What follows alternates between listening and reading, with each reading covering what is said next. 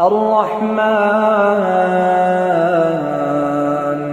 علم القرآن خلق الإنسان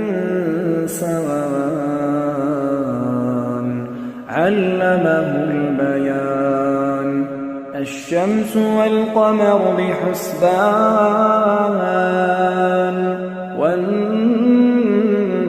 والنجم والشجر يسجدان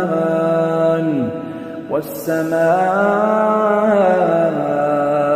رفعها ووضع الميزان ألا تطغوا في الميزان وأقيموا الوزن بالقسط ولا تخسروا الميزان